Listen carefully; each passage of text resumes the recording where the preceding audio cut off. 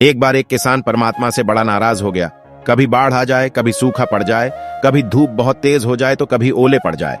हर बार कुछ ना कुछ कारण से उसकी फसल थोड़ी खराब हो जाए। एक दिन बड़ा तंग आकर उसने परमात्मा से कहा, देखिए प्रभु, आप परमात्मा हैं, लेकिन लगता है आपको खेती बाड़ी की ज्यादा जानकारी नहीं है।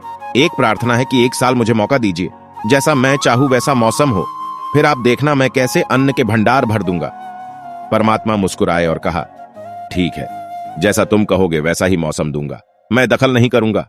किसान ने गेहूं की फसल बोई। जब धूप चाही तब धूप मिली, जब पानी तब पानी, तेज धूप, ओले, बाढ़, आंधी तो उसने आने ही नहीं दी।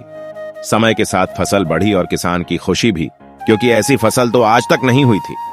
किसान ने मन ही मन सोचा, अब पता चलेगा परमात्मा को कि फसल कैसे करते हैं। बेकार ही इतने बरस हम किसानों को परेशान करते रहे।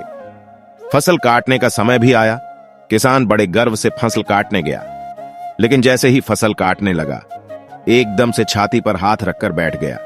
गेहूं की एक भी बाली के अंदर गेहूं नहीं था, सारी बालियां अंदर से खाली थीं।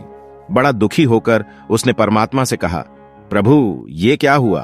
तब परमात्मा बोले, ये तो होना ही था, तुमने पौधों को संघर्ष का जरा सा भी मौका नहीं दिया। न तेज धूप में उनको तपने दिया, न आंधी ओलों से जूझने दिया, उनको किसी प्रकार की चुनौती का एहसास जरा भी नहीं होने दिया। इसीलिए सब पौधे खोखले रह गए। जब आंधी आती है, तेज बारिश होती है, ओले गिरते हैं, तब पौधा अपने बल से ही खड़ा रहता है। वो अपना अस्तित्व बचाने का संघर्ष करता है, और इस संघर्ष से जो बल पैदा होता है वो ही उसे शक्ति देता है, ऊर्जा देता है, उसकी जीवटता को उभारता है। सोने को भी कुंदन बनने के लिए आग में तपने, हथौड़ी से पिटने, गलने जैसी चुनौतियों से गुजरना पड़ता है, तभी उसकी स्वर्णिम आभा उभरती है, उसे अनमोल बनाती है। उसी तरह जिंदगी में भी अगर संघर्ष ना हो, चुनौती ना हो, तो आदमी खोखला ही रह जाता है, उसके अंदर कोई गुण नहीं आ पाता। ये चुनौतियां ही हैं जो आदमी रूपी तलवार को धार देती हैं, उसे सशक्त और प्रखर बनाती हैं। अगर प्रतिभाशाली बनना है तो चुनौतियां तो स्वीकार करनी ही पड़ेंगी, अन्यथा हम खोखले ही रह जाएंगे।